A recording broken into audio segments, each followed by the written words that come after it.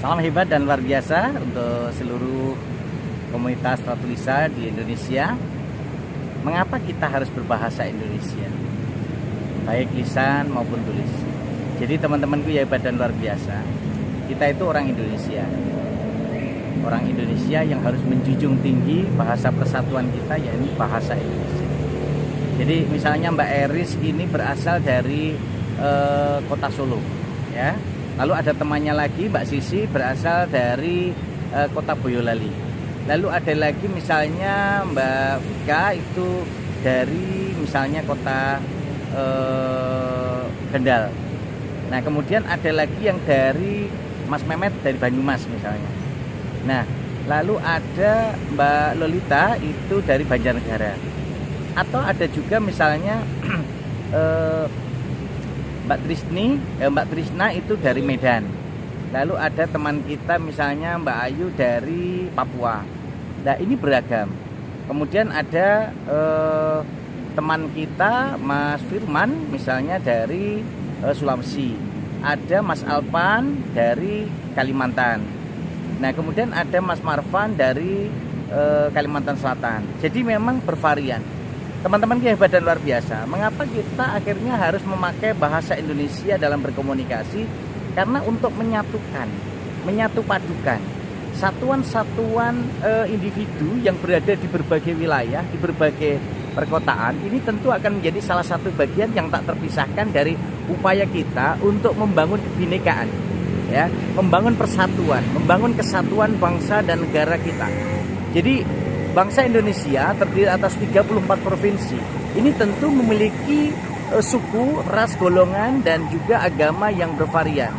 Tentu saja dalam berkomunikasi ini memerlukan sebuah strategi komunikasi, strategi tutur yang santun untuk bisa memadukan, menyatukan. Dan ini bisa dilakukan secara lisan maupun tulis. Misal Mbak Eris berada di sebuah terminal, baru datang ke kota Solo lalu berada di terminal. Nah di terminal tersebut Mbak Eris ketemu orang Papua. Kalau Mbak Eris misalnya sebagai orang Solo kemudian menggunakan Assalamualaikum warahmatullahi wabarakatuh. Pertama-tama marilah kita panjatkan puji syukur kehadirat Allah Subhanahu wa taala karena atas limpahan nikmat dan karunia-Nya kita dapat beraktivitas dengan lancar tanpa kekurangan suatu apapun. Yang terhormat Bapak Muhammad Rohmadi selaku dosen mata kuliah Bahasa Indonesia Program Studi Peternakan Fakultas Pertanian Universitas 11 Maret dan teman-teman yang saya sayangi. Perkenalkan, saya Inu Yuga Wicaksono dari Prodi Peternakan Universitas 11 Maret dengan NIM H0521070. Dari cuplikan video dari Bapak Rohmadi, kita dapat pahami bagaimana penerapan bahasa Indonesia baik lisan maupun tulis yang baik dan benar. Untuk itu, saya ingin menyampaikan pendapat saya dalam video ini, yaitu pentingnya berbahasa Indonesia yang baik dan benar dalam kehidupan sehari-hari. Syarat terjadinya komunikasi terdiri atas 5 hal, yaitu adanya komunikator, komunikan, pesan, media, dan umpan balik. Sebuah komunikasi, terutama komunikasi verbal, juga tidak bisa lepas dari peran bahasa. Namun, bahasa bukan hanya sekedar alat komunikasi. Bahasa merupakan alat pikir dan alat ekspresi. Oleh karena itu, bahasa harus bersistem. Sistem itulah yang sering kita kenal dengan kaidah atau aturan bahasa yang berlaku.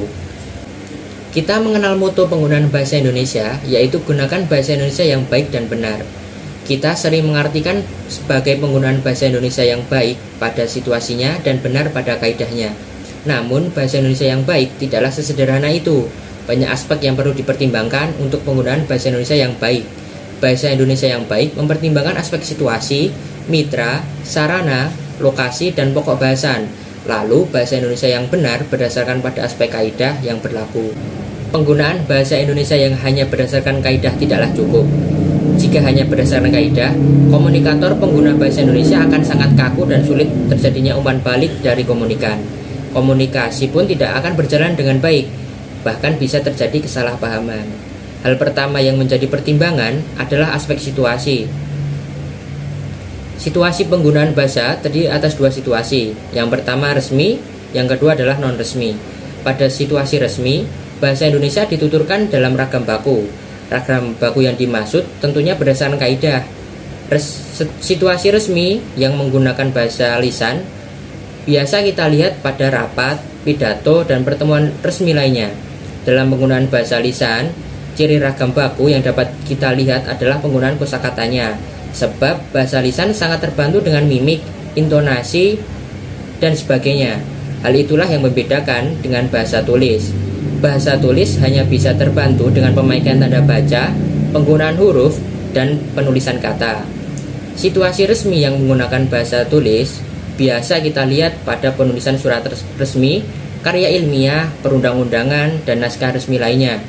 Tentu tidak sepatutnya penggunaan bahasa non-resmi digunakan pada situasi yang resmi. Misalnya kata gaul bro digunakan sebagai sapaan pada surat antar instansi atau pidato kenegaraan. Situasi yang tidak bisa dibayangkan jika itu terjadi. Aspek situasi penggunaan bahasa Indonesia bukanlah satu-satunya yang dapat menjadi pertimbangan. Sebagai bangsa yang menjunjung tinggi kesopanan, bahasa Indonesia yang baik akan mempertimbangkan aspek mitra tutur. Biasanya hal itu dapat dilihat dari kasus bahasa lisan. Penggunaan kata kamu tidak dapat digunakan untuk menyapa semua orang. Tidak bisa kita bayangkan jika penggunaan kata kamu digunakan untuk menyapa orang yang lebih tua atau orang yang kita hormati. Bahkan penggunaan kata kamu dalam beberapa situasi dirasa sangat tidak tepat, seperti pidato kenegaraan, surat antar instansi, dan sebagainya. Namun, kata ini selalu kita temui pada situasi non-resmi dan ditunjukkan pada mitra tutur yang lebih muda. Dalam beberapa kasus kebahasaan, aspek situasi dan mitra dapat saling terkait. Kedua aspek ini juga terkait dengan aspek sarana. Aspek sarana yang dimaksud adalah bahasa tulis dan lisan. Di atas, telah disebutkan perbedaan bahasa tulis dan lisan. Perbedaan itulah yang menyebabkan bahasa tulis harus lebih berhati-hati. Banyak kasus ujaran kebencian melalui media sosial, melalui status, pesan, ataupun Twitter. Sebagian kasus diakhiri dengan permohonan maaf dikarenakan hal itu tidak sengaja atau niatnya hanya bercanda. Namun, kita harus ingat bahwasanya tulisan tidak bisa dibantu dengan intonasi dan mimik, melainkan hanya bisa dibantu dengan adanya tanda baca, penulisan kata, dan penggunaan huruf. Kita perlu memilih kata yang tepat dalam penggunaan bahasa Indonesia yang baik. Bahasa Indonesia yang baik dan benar bukanlah suatu yang rumit, tetapi juga tidak sederhana. Pengutamaan bahasa Indonesia juga tidak kalah pentingnya. Namun bukan berarti kita menggunakan bahasa Indonesia seadanya. Sebab pada suatu hari kita akan berada pada situasi yang memerlukan penggunaan bahasa Indonesia dalam ragam ataupun laras tertentu. Oleh karena itu, gunakan bahasa Indonesia yang baik dan benar. Demikian hal yang dapat saya sampaikan. Bila ada salah kata atau ucapan yang kurang berkenan, saya memohon maaf sebesar-besarnya. Wassalamualaikum warahmatullahi wabarakatuh. Terima kasih.